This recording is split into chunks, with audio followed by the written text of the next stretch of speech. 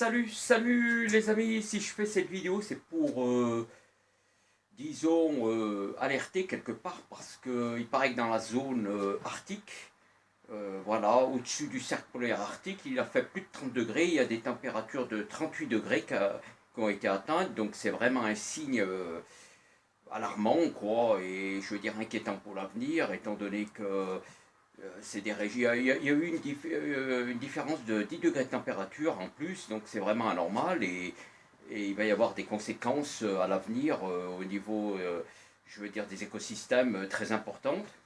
Ça va être vraiment, c'est un bouleversement. Et voilà, des conséquences très importantes bon, au niveau, à tous les niveaux, quoi. Et ça, c'est vraiment, ça fait réfléchir parce que c'est exceptionnel et en plus quand on voit des espèces comme les araignées, par exemple l'araignée loup qui se développe, qui fait bon, deux couvées, donc alors que d'habitude c'est qu'une et il y a quelque chose qui est déréglé, quoi. Je veux dire qu'il y a des au niveau même des animaux, quoi, au niveau de la faune et de la flore, des biomasses, bon il y a vraiment des changements et c'est alarmant. Et la glace qu'ils font, voilà la banquise qui est en train voilà, de fondre et de faire monter le niveau des océans. Donc ça, vraiment, il y a des questions à se poser. Et ça s'est passé au niveau voilà, vers les zones polaires, quoi, la zone polaire, donc au-dessus du cercle polaire arctique. Donc c'est vraiment quelque chose voilà, d'exceptionnel. Là, je vais vous montrer où ça se trouve géographiquement. Là, c'est plutôt, voilà. Donc c'est à peu près 7, voilà, c'est cette zone-là, donc qui se trouve ici, quoi. Toute cette zone, le Groenland, le Canada, donc il y a un peu de la Scandinavie ici, quoi, voilà, la Scandinavie ici, et puis la Sibérie, bon, la Russie, la partie sibérienne de la Russie, toute cette zone, quoi, là, et donc tout ça, voilà, tout ça jusqu'à là. Tout ça, c'est toute cette zone, c'est le cercle polaire arctique, donc c'est vraiment ça. Il y a de quoi se poser des questions et d'un point de vue, je veux dire, des écosystèmes, il va y avoir des bouleversements et il faut prendre des mesures. Donc c'est certainement il va falloir que les politiques je veux dire, s'en inquiètent et prennent les mesures qu'il faut au niveau de l'économie de la vie, parce que au lieu de favoriser, par exemple, des entreprises comme Air France, en France, je parle de la France, donc il y a quand même des choses à faire, comme Peugeot, comme Renault, comme Airbus, c'est-à-dire ces industries qui en fait polluent et je veux dire, elles sont dans des situations très difficiles. Donc, au lieu de renflouer, d'aider ces entreprises, qui sont dans des situations difficiles, au lieu de mettre l'argent, au lieu que l'État, disons, vienne en aide à ces entreprises bon, qui n'apportent, je veux dire, qui ont des conséquences au niveau de l'environnement, au niveau du développement, qui ne sont pas toujours bénéfiques. Donc il faut penser à développer autre chose avec tous ces changements et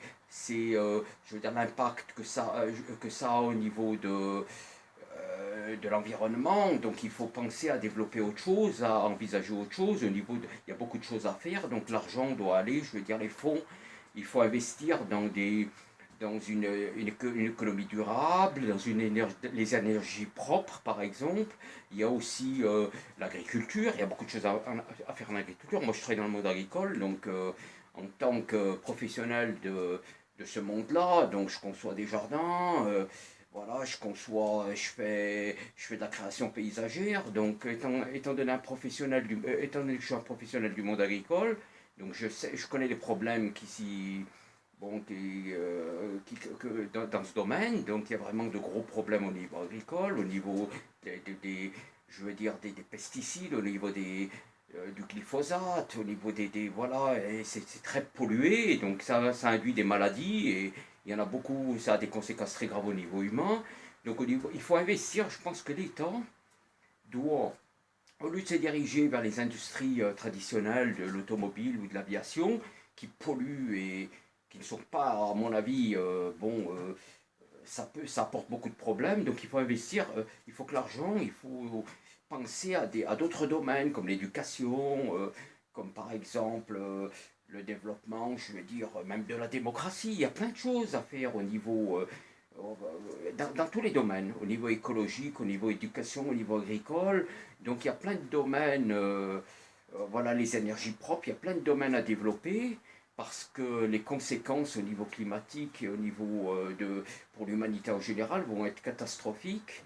Voilà, c'est l'économie de la vie et l'économie de l'avenir qu'il faut privilégier et tout l'argent va dans les énergies polluantes et dans l'industrie qui pose de gros problèmes quoi, pour les générations futures. Donc un changement doit être opéré par les politiques et au niveau mondial et mettre beaucoup de moyens dans justement ces nouvelles formes d'économie qui seront très bénéfiques pour l'humanité et qui éviteront peut-être les conséquences d'un réchauffement climatique qui peut être désastreux pour les générations futures et pour les décennies à venir. Voilà, il y a plein de domaines qui sont très intéressants au niveau de l'éducation, voilà, au niveau de l'écologie, il y a plein de secteurs qui peuvent bénéficier justement d'un développement bénéfique pour l'humanité, pour l'avenir.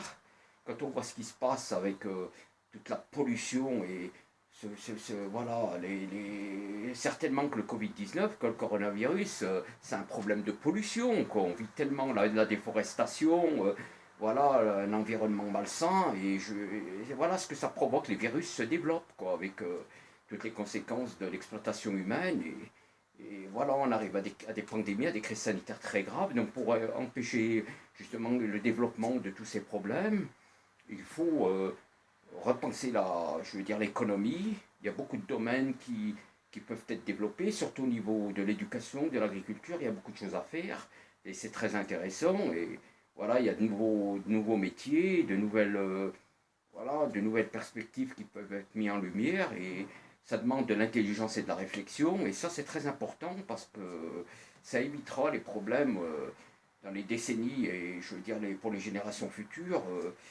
Les problèmes climatiques, les problèmes économiques, environnementaux. Voilà, il faut un développement durable et intelligent. Voilà les amis, c'est mon message, j'espère que ça vous aura plu et que ça vous fera réfléchir parce que on est tous concernés de toute façon et il faut vraiment prendre cette situation et ces problèmes très au sérieux. Voilà les amis, je vous dis à bientôt, salut, à bientôt.